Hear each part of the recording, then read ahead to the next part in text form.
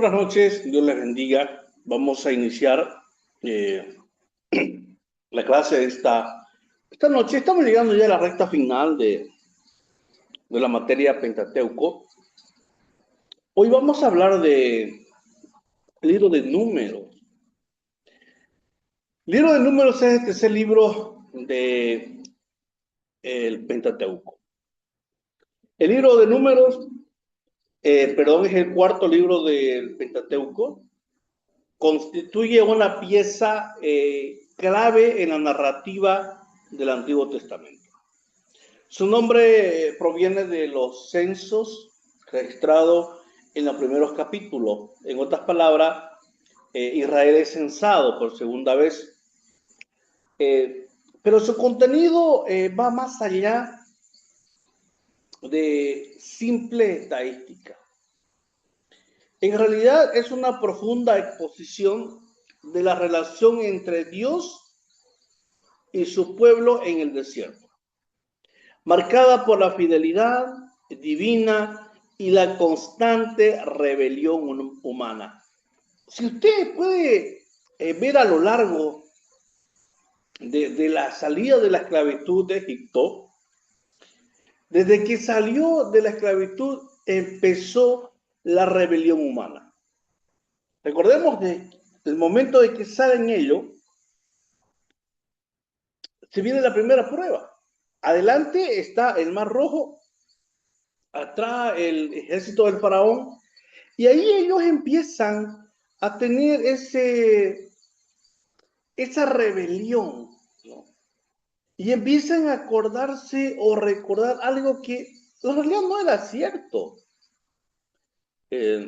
Recordemos que ellos eran esclavos, tuvieron 430 años esclavos, y ellos no tenían derecho a nada. Los esclavos de ese tiempo vivían a punta de pan, agua, y tal vez los esclavos que trabajaban con algunas personas ricas de Egipto podían comer algunas frutas, legumbres, algunas carnes, pero la mayor parte que trabajaba netamente para el faraón, esa era su vida. Entonces ellos se empiezan a rebelar y empiezan a hablar, recuerda diciendo, cuando estábamos en Egipto nos acordábamos de tal y tal cosa. Entonces, este tiempo o este libro enfoca eso, más allá de las estadísticas, más allá del censo, habla en una profunda exposición de la relación entre Dios y su pueblo en el desierto. Porque este libro, y estamos hablando que están en el desierto, ellos están a punto de partir, están en el monte Sinaí en estos momentos. Ellos están a punto de partir hacia la tierra prometida. Entonces, ellos están ahí. Tradicionalmente,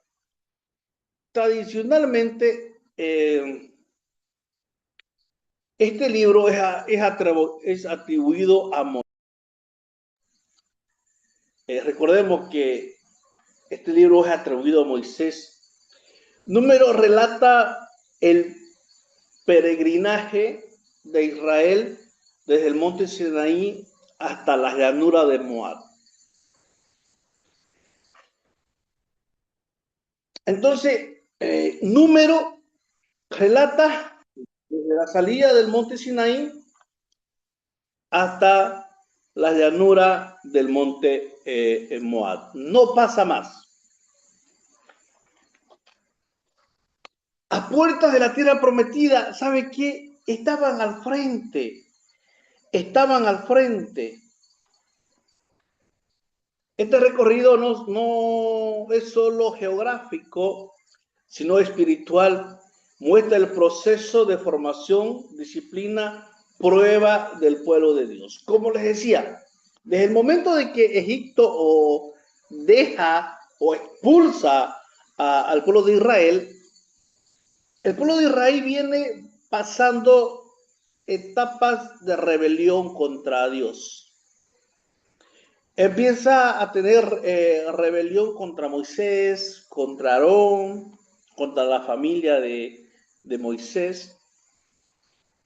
Entonces, es algo que en este proceso, desde Monte Sinaí a la tierra de Moab, no solamente es un recorrido, sino muestra el proceso de formación y disciplina del pueblo de Dios. Porque en este proceso del monte Sinaí a las llanuras de Moab, ocurren eventos que marcaron, que luego lo vamos a ver. ¿Cuál es el contexto histórico y literario del libro de Números? El libro se sitúa después de la entrada de la ley o de la entrega de la ley en el Sinaí, en Éxodo y Levítico, recordemos. Y antes de la entrada de Canaán, Dios le entrega las tablas de la ley a Moisés. Antes que entre en la tierra prometida, Números se sitúa en medio. Aproximadamente 40 años de historia, aunque la mayor parte del relato se centra en momentos claves y crisis de transición. Israel ya no es un grupo de esclavos. Israel ya no es el mismo 2 millones y tanto que salieron de esclavos de Egipto. Ya no eran esclavos. Era una nación en formación. Era una nación buscando su identidad. Israel ya no era ese grupo de esclavos que salió. Israel ahora era una nación en formación, una nación buscando su identidad. Ellos aún eran esclavos espiritualmente, aún eran esclavos emocionalmente, aún eran esclavos de su propio miedo de conquistar algo y de creerle a algo a Dios que ellos jamás se iban a imaginar. Pero ocurrieron procesos, ocurrieron milagros, ocurrieron eventos en que Dios le mostraba. Pero aún ellos, libres de la esclavitud, pero esclavos de la esclavitud espiritualmente hablando. Entonces, ellos estaban, era una nación en formación. Era una nación que estaba en busca de su identidad. Sin embargo, aún no está preparada para poseer la tierra prometida. Como les decía, está en un proceso de que, por ejemplo, como que me quieren entregar algo a mí, como que me quieren dar algo a mí, yo me estoy preparando, pero todavía no cuento con la experiencia necesaria para lanzarme. O no estoy demasiado preparado todavía para lanzarme a algo que me estoy preparando, tomar, que va a tomar tiempo. Eso le pasaba a Israel. Desde el monte Sinaí a las llanuras de Moab ocurrieron eventos importantísimos. Pero aún Israel no estaba preparado para pasar a la tierra prometida. En el desierto se convierte en un lugar de prueba donde se revela el corazón del pueblo. Oye, qué lindo. ¿Quién no ha pasado por un desierto? Hay dos formas de entrada al desierto. Y en el desierto somos probados. Hermana Wendy, buenas noches. Buenas noches, pastor. ¿Qué hay en el desierto? ¿Qué encontramos en el desierto? Y aparte de arena, Ya, ¿qué más encontramos en el desierto? ¿Qué hay en el desierto? mm, ¿Cómo es el desierto?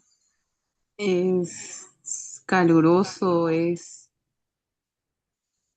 no hay árboles, no crece Ujú. las plantas. Entonces, en el desierto, durante el día es una calor infernal, en la noche es un frío infernal.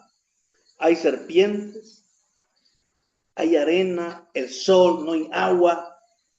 Entonces, en ese desierto se convierte en un lugar de prueba donde se revela el corazón del pueblo. Yo le decía, hay dos formas de entrar al desierto. Uno, cuando Dios te introduce al desierto para probarte. Dios lo introdujo al desierto a Jesús. Jesús estuvo en el desierto 40 días. Él experimentó la hambre, el sol, el frío, el miedo de las víboras, el miedo de la soledad, donde el corazón de Jesús fue probado como el corazón de los hijos de Israel, donde fue probado por su propia naturaleza. Cuando vino el diablo le dijo, sé que tenéis hambre, porque el diablo sabía que Jesús tenía hambre, hacía 40 días que no comía, vino y el diablo le dijo, sé que tenéis hambre, lo atacó por donde Jesús estaba débil.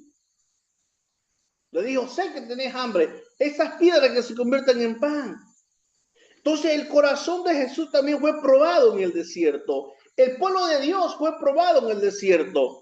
Pero cuando Dios nos introduce al desierto, dice la palabra que Jesús salió con poder y gloria y al instante empezó a armarse el grupo de 12 y empezó su ministerio.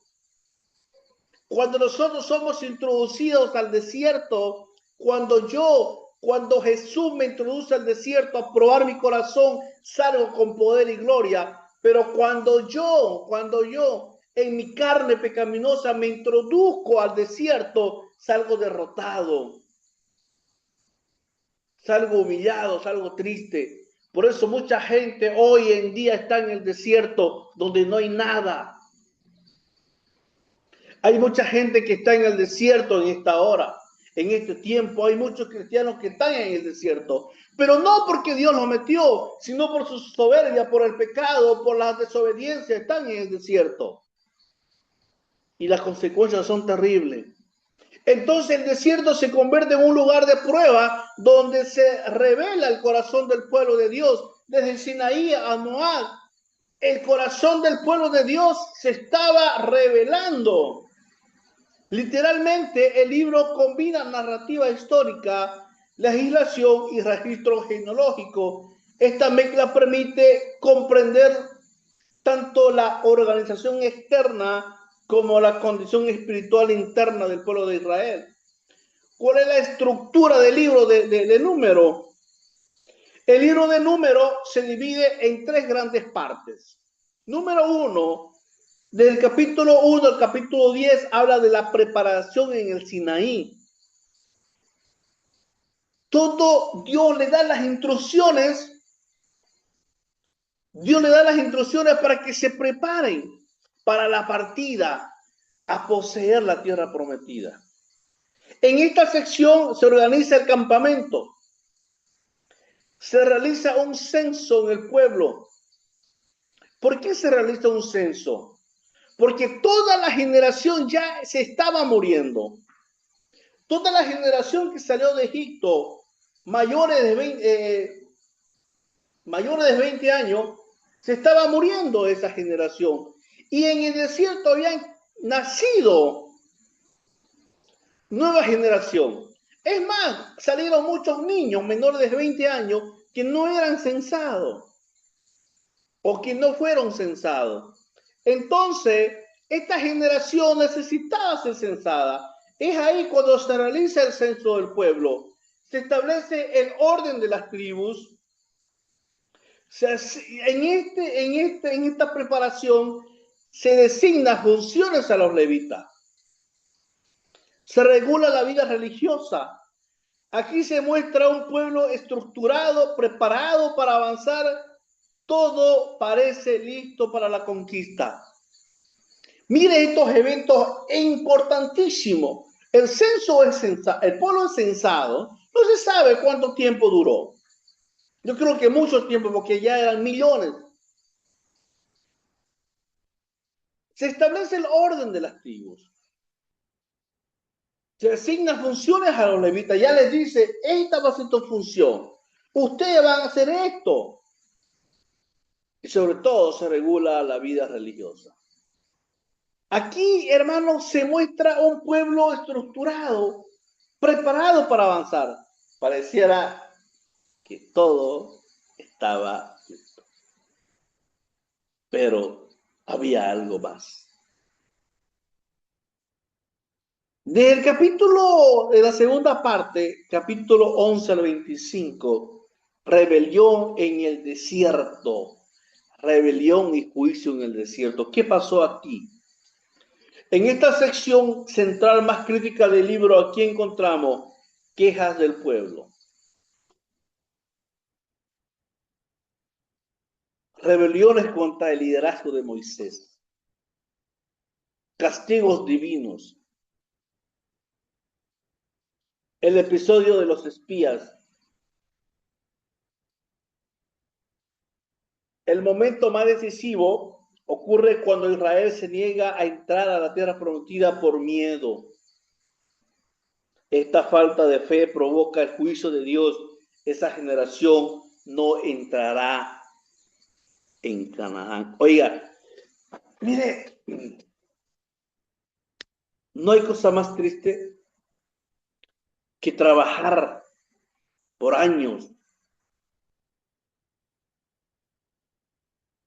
y cuando estás a punto de conseguirlo, se te niega.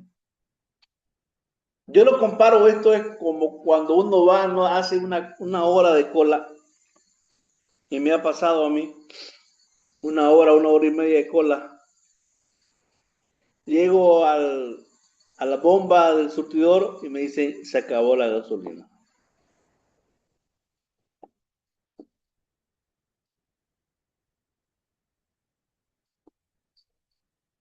El pueblo de Israel había caminado durante 40 años. Había pasado por muchas situaciones, muchos milagros. El milagro de las ropas no se fregaban, no se envejecían. El milagro de los calzados con que salieron eran los que tenían 40 años. De día la nube le cubría del sol. Era como que si queriendo llover, todo oscuro. De noche caminaba con las columnas de fuego, era como sería un espectáculo eso. Pero pasó algo. Ellos no quisieron entrar por miedo. En el capítulo 13, Moisés manda a 12 príncipes a espiar la tierra prometida. Entre ellos va Josué y Caleb. Recorren Canaán. Recordemos que la promesa de Dios era que iban a cosechar algo que no habían sembrado. La promesa era, van a llegar a una tierra donde fluye leche y miel.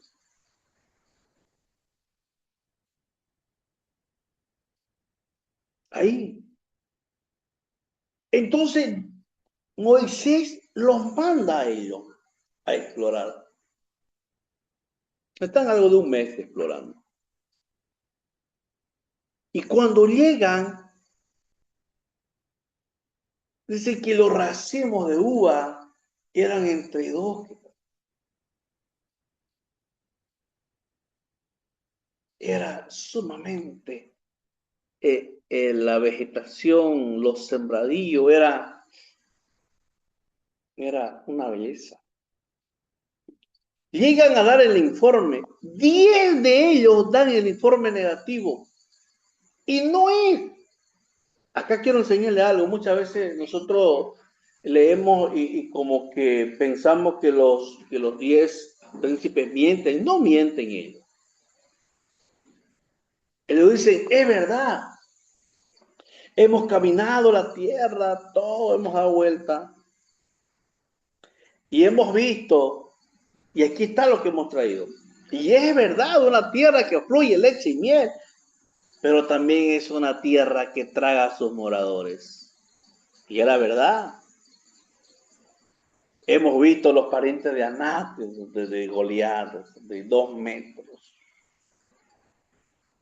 Tienen 6 dedos. Nosotros éramos como langostas cuando lo vimos. No van a comer como pan caliente, ya empezaron. O sea, ellos todo lo vieron, todo lo contaron, pero lo contaron de una forma negativa. Todo lo que ellos contaron era verdad, no era mentira, pero lo contaron de una forma negativa, para meterle miedo al pueblo, para meterle miedo al pueblo de Dios. Entonces es ahí cuando Josué y Caleb rasgan sus vestiduras y dicen, no, ¿por qué? Es verdad lo que han dicho, es verdad. Todo lo que ustedes han dicho es verdad, hay esos gigantes. Pero si Dios está con nosotros, ¿quién contra nosotros? Si Dios nos dijo que esa tierra nos las va a entregar, es porque la va a cumplir. Y es ahí cuando Dios dice, esta generación incrédula no va a pasar, no va a mirar la tierra prometida, no va a pasar al otro lado. Pero usted se imagina caminar tanto, esperar tanto la promesa de Dios. Mire, ni la familia de Moisés, ni el propio Moisés, los únicos que pasaron de esa generación que salió fue Josué y Caleb. Nadie más.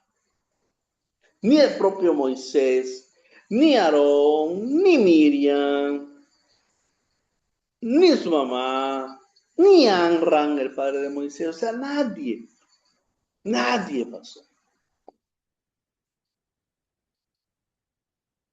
¿Se imaginan?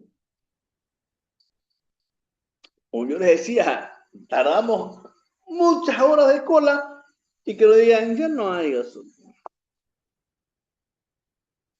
En ese momento, dice que lo querían apedrear a Josué y Caleb. Pero esa generación no pasó.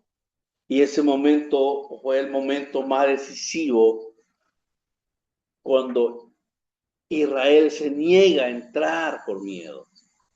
Ellos mismos no quisieron entrar. Esta falta de fe provocó el juicio de Dios y hace que esa generación no entre al camino. Hasta aquí, hermanos, alguna duda, alguna pregunta, los escucho.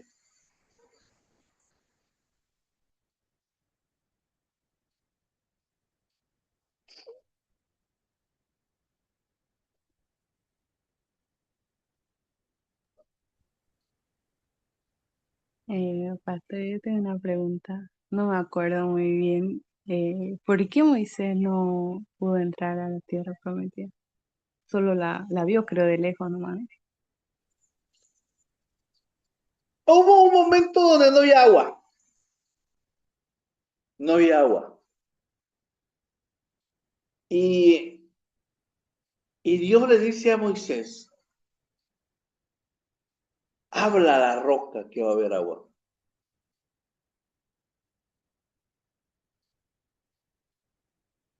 Y Moisés se enoja. Moisés golpea la roca. Le dice, ustedes querían agua, aquí les voy a dar agua y para golpear la roca.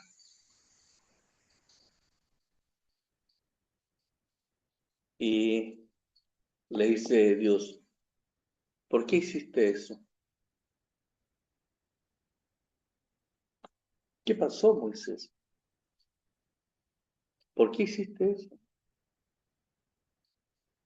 Yo solo te dije que hablaras a la roca, que no la golpeara. Además, soy yo el que le está dando agua al pueblo, no sos vos. ¿Por qué te atribuís? ¿Por qué te atribuís a algo que no es tuyo?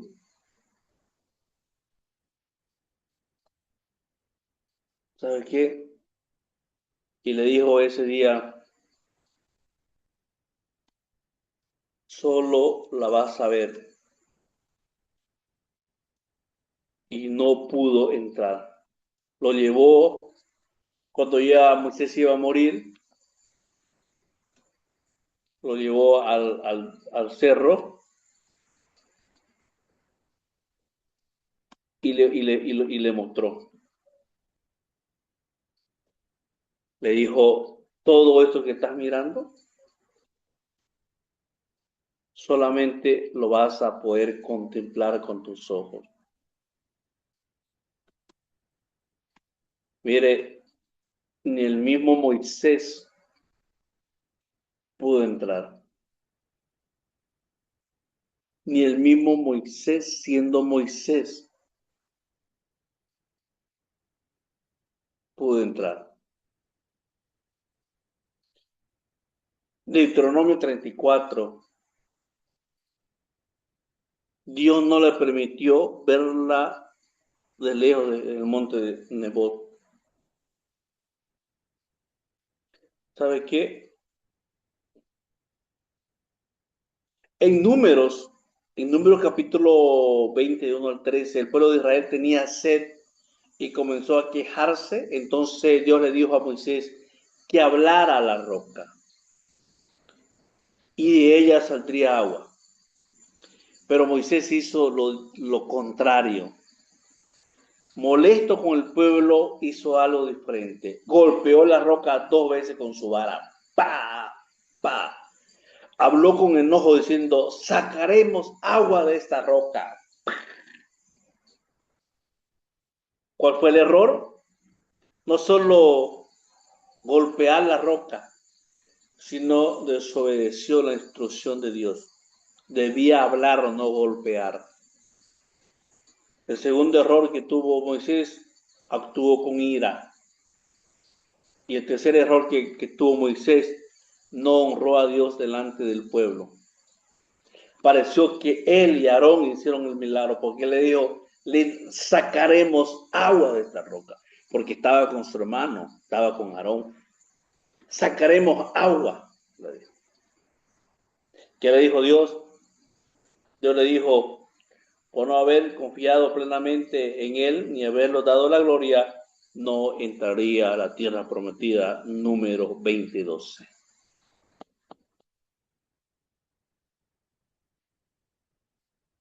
Entonces, pero Moisés no murió sin verla. Dios le permitió verla pero desde lejos, desde el monte Nebot. Y de ahí le permitió. Hermana, a ver, léame el número 20:12.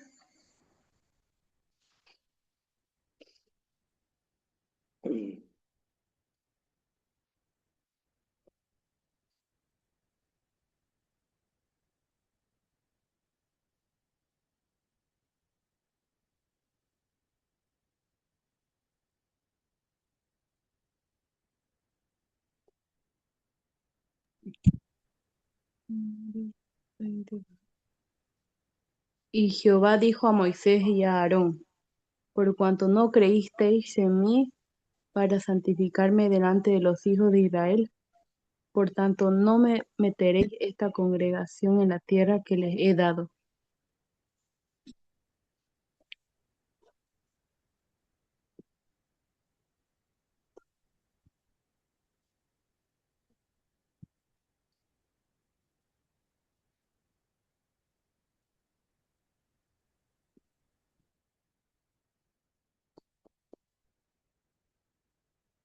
El siguiente capítulo o lo siguiente, El siguiente, David. la, sigue leyendo, hermana, sigue leyendo.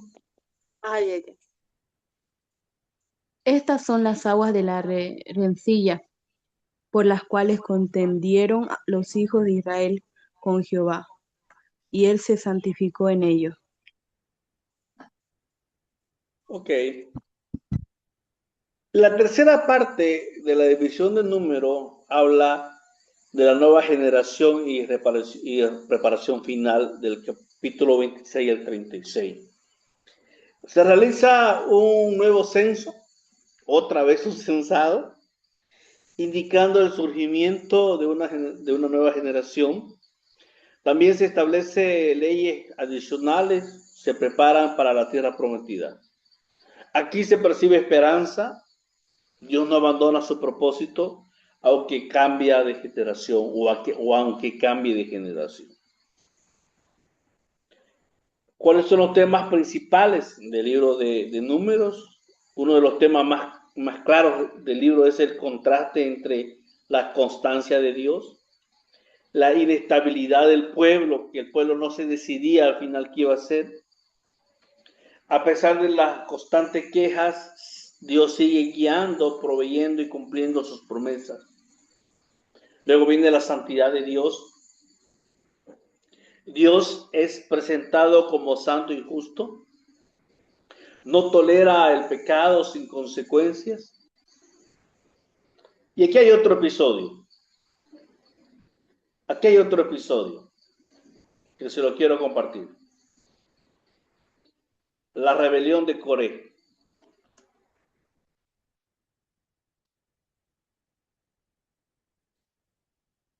¿Quién era Coré?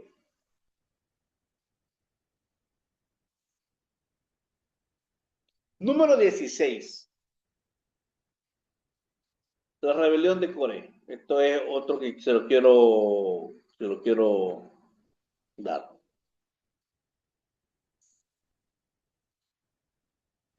Coré junto con Datán y Abirán y otros 250 líderes se levantaron contra Moisés y Aarón. Coré era primo. Coré era primo de Moisés. Entonces, Datán, Abirán y Coré se unen más 250 líderes y van donde Moisés. Y ellos empiezan a hablar, todo el pueblo es santo. Pero ustedes se levantan sobre nosotros. En otras palabras, el celo que ellos tenían era que solamente Dios se comunicaba a través de Aarón y Moisés. Incluso ni de su padre, ni de Miriam o María, su hermana, no. Solamente era entre Moisés y Aarón.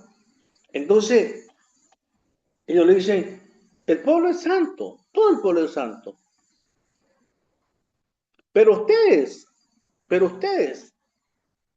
están sobre nosotros. ¿Acaso Dios no nos puede hablar también a nosotros? Pero en realidad, esa era una excusa. ¿Qué es lo que ellos querían? Ellos querían el sacerdocio. Coré era sacerdote. Él quería ser el sumo sacerdote. Coré venía de la tribu de Leví. Era primo de Moisés. No aceptaba la autoridad que Dios había establecido. O sea, no lo aceptaban a Moisés. Lastimosamente hoy en día, ¿cuántos Coré hay en otras iglesias? ¿Cuántos Coré hay que quieren el sacerdocio? ¿Cuántos Coré hay en otras iglesias que quieren el pastorado? Creyendo que el pastorado es fácil.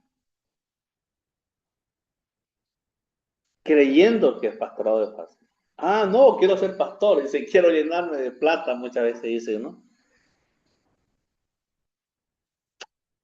Y hay que pagar un precio. Y ese precio lo pagó Moisés. Moisés tuvo 40 años preparándose a los pies de un sacerdote de Madián, de Yetro. 40 años tuvo, conociendo a Dios todo el tiempo. Hasta que Moisés estuvo preparado cuando recién Dios le habla a través de la zarza. Pero pasaron 40 años de estar en la presencia de Dios. Y Coré, sin pagar ese precio, quería el puesto de Aarón, quería el puesto de Moisés.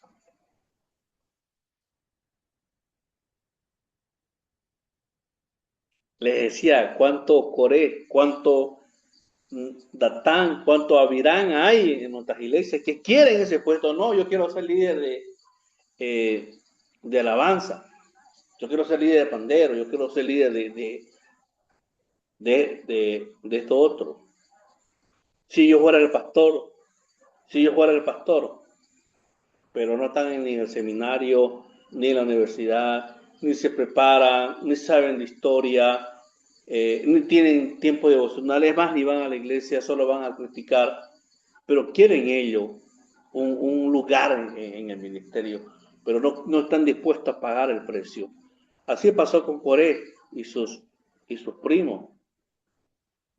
Ellos querían el sacerdocio, ellos querían lo que Aarón y Moisés hacían, pero no querían pagar el precio.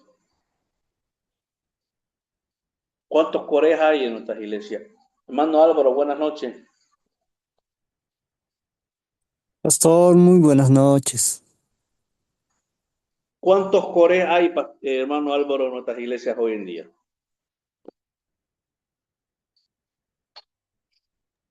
Mm, Sí, pastor, yo creo que hoy en día sí hay bastante, pastor. Como usted bien decía en los diferentes ministerios, ¿no? Tratan de, de querer ocupar esos sitiales sin querer arriesgar tiempo, estudios o lo que implica eso, como usted dijo, el pagar el precio en el ministerio de panderos, ya sea en algunos cargos también, ¿no? Importantes dentro del directorio de jóvenes, señoras, caballeros, y piensan que no implica, ¿no? Gran responsabilidad, sino más al contrario, tratan de brillar ellos, ¿no? Y no que Jesús brille mediante sus vidas. Había un vecino que todo el tiempo lo criticaba al pastor. No haces nada, no trabajas, tu iglesia no crece, tu iglesia no crece, le decía. Si yo era el pastor, yo hacía esto, hacía todo esto. Y el pastor un día cansado de todo lo que le decía este vecino, le dice, hagamos una cosa.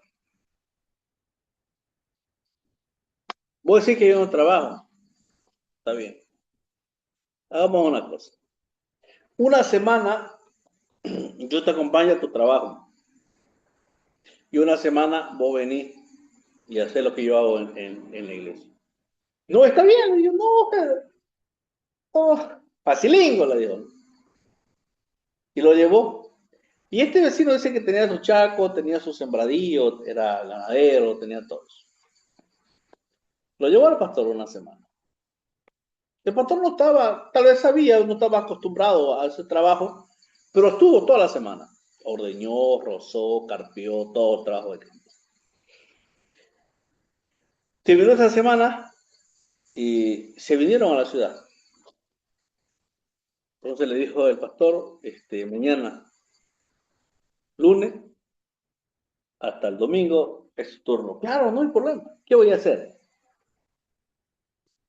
Mañana, lunes en la madrugada, 4 de la mañana, tenemos oración. ¿Qué? ¿A las 4 de la mañana? Sí, a las 4 de la mañana, a las 6. A las 10 tengo visita con tal hermana. En la tarde tengo célula. Martes comenzamos el ayuno de 2 días, martes y miércoles, y empezó a darle. Jueves tenemos culto de oración, viernes tenemos discipulado, sábado tenemos culto de jóvenes, tenés que prepararte, tenemos célula, tenemos reunión familiar. Le dio todo el itinerario al vecino. Y el domingo es el culto central, tenés que prepararte, tenemos culto a las 8 de la mañana, tenés que prepararte, tenemos culto a las 10 y tenemos culto a las 6 de la tarde.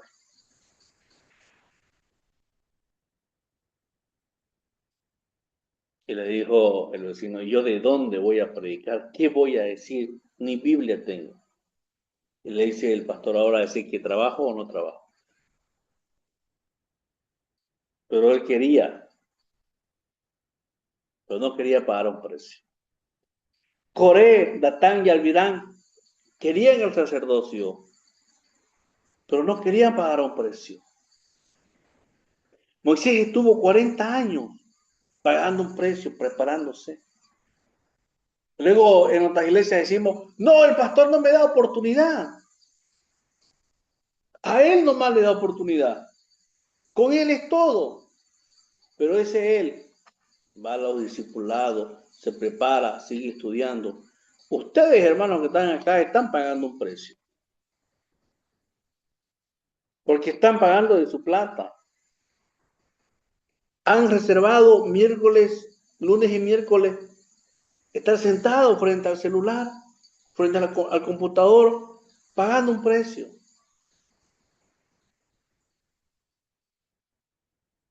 Yo estoy pagando un precio. Yo estoy en estos momentos, terminé la 4ª materia de la maestría en teología. Sigo estudiando, sigo pagando un precio, sigo pagando economía, porque una universidad que hay que pagar. O sea, sigo pagando un precio. No, pastor, fácil.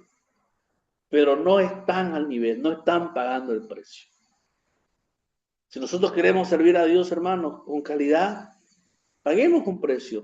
Ahora, Coré no quería pagar el precio, pero quería el sacerdocio. ¿Qué hizo Moisés? Moisés se humilló y propuso que Dios mismo mostrara a quién había escogido.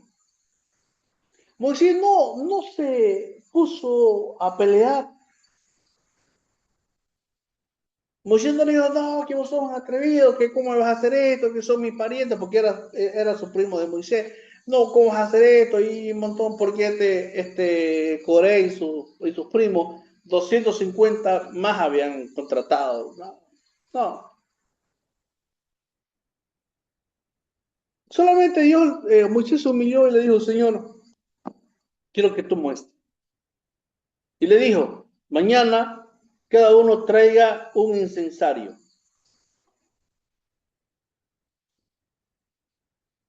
Que es lo que usan. Y mañana Dios va a decidir a quién había escogido. Llegó al otro día, Dios respondió de manera sobrenatural.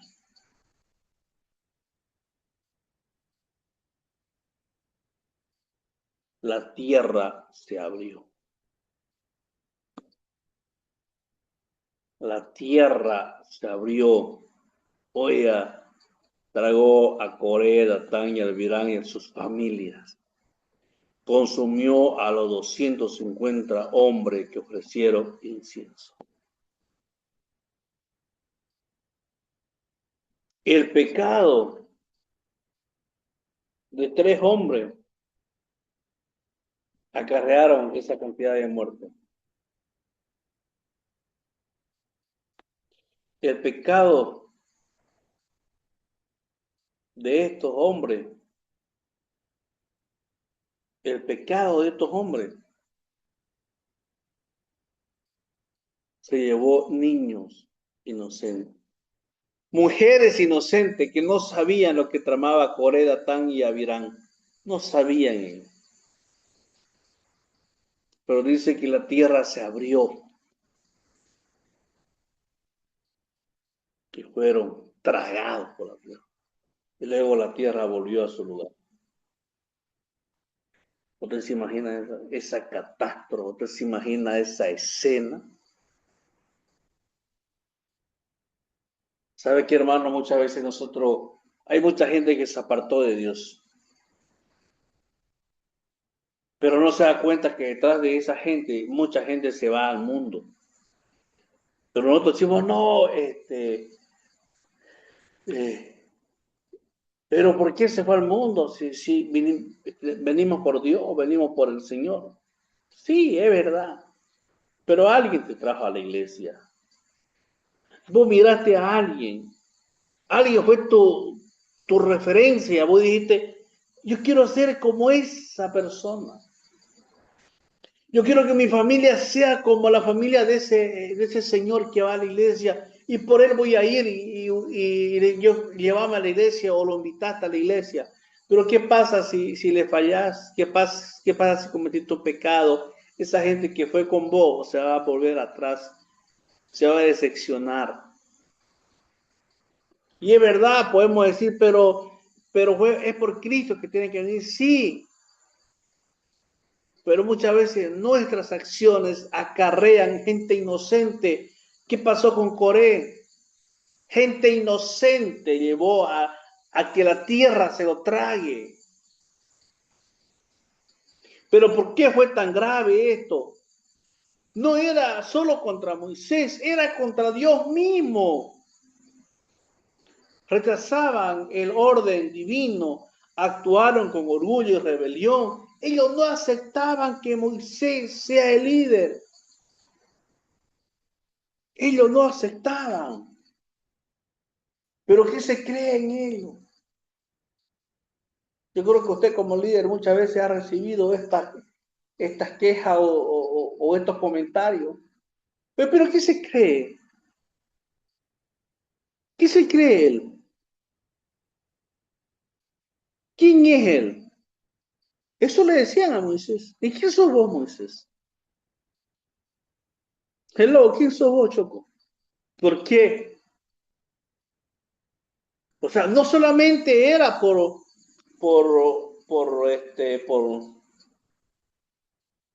Moisés. Ellos no aceptaban el orden divino. Ellos no aceptaban, no lo aceptaban a Moisés como líder. Y es más, querían el puesto que tenía Moisés y Aarón. ¿Qué nos enseña esto?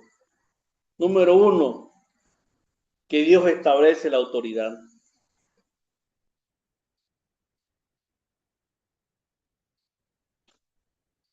No toda autoridad es humana, muchas veces. Hay muchas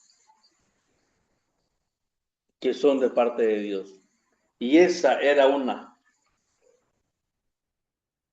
Esa autoridad que tenía Moisés era de parte de Dios. El orgullo destruye. Coré estaba satisfecho.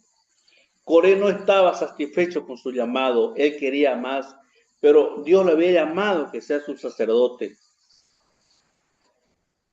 Pero él quería más, no, no adorando a Dios, no preparándose.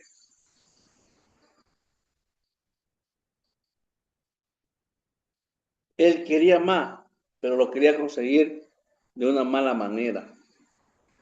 ¿Quiénes tenían que ser el sumo sacerdote? Tenían que ser del linaje de Aarón.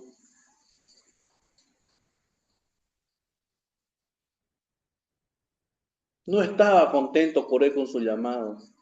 Él no quería.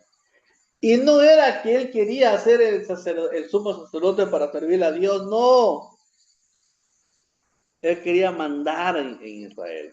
Él no estaba de acuerdo con la autoridad. El orgullo destruye. La rebelión tiene consecuencias. Dios es paciente, pero también es justo. Dios defiende a sus siervos. Moisés no se defendió. Dios lo hizo. Hermanos, muchas veces, ¿sabe qué? Yo he aprendido algo y se lo quiero enseñar. Ah, en consejería pastoral uno aprende. Muchas veces la gente quiere que uno actúe de manera rápida.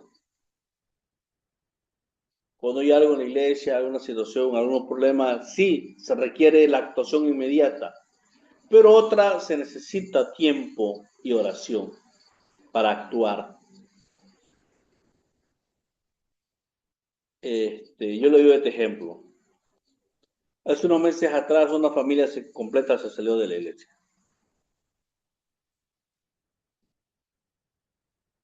Tuvieron problemas, decían que yo no los quería, que la pastora no la quería, que parábamos con cierto grupo y con ellos no. Querían una cosa, pero no querían pagar el precio. Y un montón de situaciones. La cuestión es que se salieron. Y hablaron para mí, hablaron peste para mí. Y le di su espacio. Pastor, vaya a hablar con la hermana que no se vaya, que día que yo vaya. No, yo enseño consejería pastoral y sé cuándo actuar. Pasaron los meses, yo oraba por esta familia, oraba mucho el Señor, que las proteja, que las cuide donde estén. Y hoy en la mañana de pronto, ¡prum!, suena el teléfono. Eran ellos. Pastor, perdón, queremos volver a la iglesia, queremos hablar con usted, hablar con la pastora, queremos pedirle perdón. Estamos arrepentidos por lo que dijimos, por lo que hicimos y queremos volver. Yo no actué, yo no me defendí, yo oré. Hermanos, muchas veces nosotros no necesitamos actuar.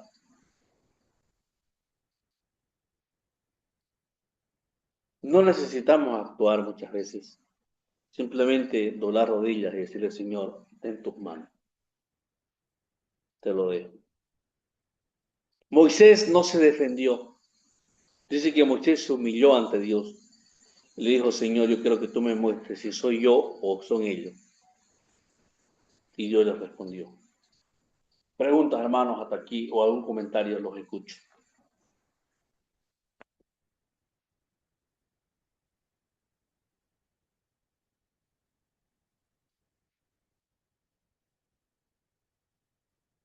¿Cuál es la aplicación para hoy?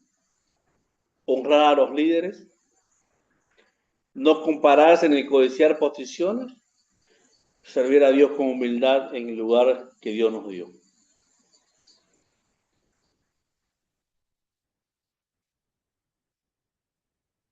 ¿Preguntas, hermanos? ¿Dudas?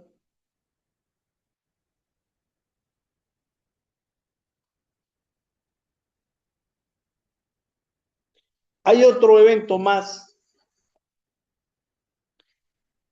que no solamente fue el de Coré y de Datán y Abirán.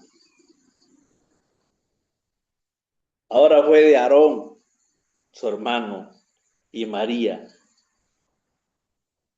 que cuestionan a Moisés.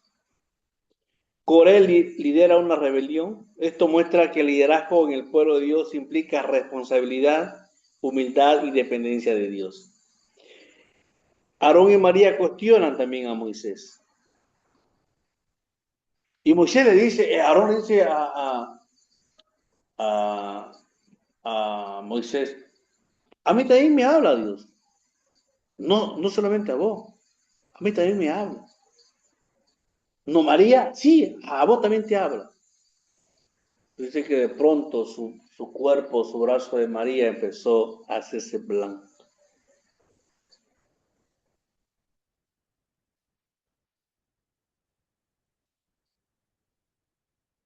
Se llena de lepra. El papel de Moisés es central, a pesar de las críticas, Él intercede por el pueblo, también se presentan tensiones en el liderazgo. Su propia hermana, su propio hermano. ¿Y qué hace Moisés? No se defiende. Ora al Señor. Y Dios le dice, tranquilo Choco, no pasa nada. Que se vaya María 7 días de su purificación fuera del campamento y a los 7 días va a volver arrepentida y va a pedirte perdón. Y así sucedió. Una vez más, hermanos, no necesitamos enfrentarnos, porque muchas veces nuestra lucha es contra carne, no es contra carne, sino contra principados y potestades. Dios juzga el pecado, pero también muestra gracia. Provee maná y agua, perdona tras permite una nueva generación y hay equilibrio constante entre justicia y misericordia. Hermanos, ¿cuál es la aplicación para nuestra vida cristiana del libro de Números? La fe es esencial. El peligro de la queja, la murmuración refleja un corazón que no confía en Dios. Dios disciplina con amor. La disciplina no es rechazo, sino formación. El camino puede ser largo. Dios cumple sus promesas, pero a su tiempo. En conclusión, el libro de Números es una profunda reflexión sobre la condición humana y la fidelidad divina. A través de la historia de Israel en el desierto se revela un patrón que sigue vigente. Dios llama, guía y promete, pero el ser humano responde con duda y rebeldía. Sin embargo, el mensaje final no es de fracaso, sino de esperanza.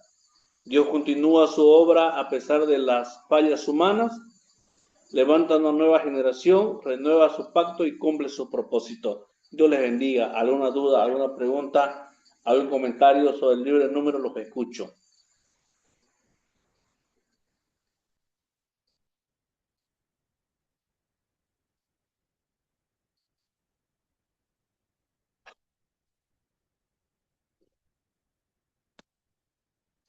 ¿No hay dudas? ¿No hay comentarios?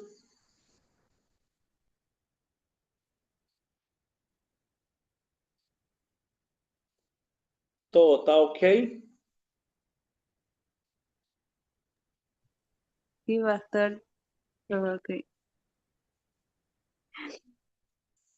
Ok. Pastor, tal vez un comentario. Creo que al leer el libro de Números, yo estaba leyendo y es un poco ¿no? Eh, es un poco tedioso de leer porque más hay genealogía y ver los censos que ha habido, ¿no? El registro de cuántos han salido en el Éxodo y al final cuánto han llegado a ser una vez que llegan a la tierra prometida. Entonces es un poco complicado perdón, tedioso de leer, pero tiene, ¿no? El por qué, digamos, Dios inspira para que estos registros estén ahí, ¿no, pastor? Tiene un propósito, por así decirlo, para el por qué estas genealogías precisamente, ¿no, pastor? Y creo que eso podemos verlo también en todo el transcurso de la Biblia el por qué coloca estos nombres, aunque parezcan un poco tedioso de leer, porque es lo más difícil de leer, pero tiene un propósito, ¿no, pastor? Tal vez nos podría comentar un poco del propósito, el por qué Dios habría registrado, para qué le sería importante tal vez estos registros, pastor. El primer censo que hace el pueblo de Israel era para saber, recordemos que Israel sale más o menos, dice la palabra, que unos 2 millones o menos, pero eran solamente mayores de 20 años, solo hombres, no fueron contados los niños, ni la mujer, ni la ama. Entonces, el libro de Números se centra en el monte Sinaí. Le dije que se había dividido en 3 partes. Del 1 al 10 estaba ya el pueblo de Dios preparándose para la salida al monte, a la tierra prometida. Entonces, este libro da ya en los últimos años del pueblo de Dios en el desierto, desde Sinaí hasta las llanuras de Moab. Hace un recuento de la genealogía para saber quiénes habían sido, para qué, para que los que habían nacido en el desierto puedan conocer la historia de Israel. Es como nosotros hoy. Y yo creo que eso nos falta a nosotros hoy como humanos. No sabemos la genealogía, no nos las cuentan. Yo sé que mi papá es Bruno Ágreda, pero no lo conocía a mi abuelo. Mi abuelo fue Juan Ágreda y mi abuela, ya ni me acuerdo porque no la conocí, pero ya yo no sé quiénes eran sus padres de ellos. ¿Me entiende? Y como que Dios le dice, aquí nadie se tiene que olvidar sus raíces. Y empieza desde Génesis. Engendró. Llegamos a Mateo, la genealogía de David, antes y después de David, ¿no? Entonces como que Dios le dice, nadie se tiene que olvidar. Tienen que saber ustedes de dónde vienen. Entonces, el primer censo viene para saber cuánto habían llegado. El segundo censo que se realiza en número es para ver cuánto iban a entrar. Porque recordemos que viene la rebelión, viene la desobediencia, viene el informe de los 10 espías y toda esa generación se queda porque ellos no quisieron entrar por miedo. Moisés y Aarón no entraron porque desobedecieron. Entonces necesitaban hacer un nuevo censo para saber cuánto iban a entrar, cuánto llegaron hasta ahí y cuánto iban a entrar. Entonces, hermano, la importancia, yo creo que le dije alguna vez en introducción a la Biblia, desde la genealogía tenemos que leer, porque eso también es inspiración de Dios, eso es palabra de Dios. Pero muchas veces no leemos, no la queremos leer. Pero es importante porque sabemos padre de quién fue, Abraham, quién era su padre de Abraham. Ahí dice, Taré, papá de Abraham. Entonces, ¿quién fue el papá de Taré? Y viene la generación. ¿Alguna duda más? ¿Alguna pregunta más? ¿Algún comentario? Si todo está bien, no se olviden hasta el día miércoles la tarea. Y el miércoles nos vemos si Dios lo permite. Bendiciones, que estén bien.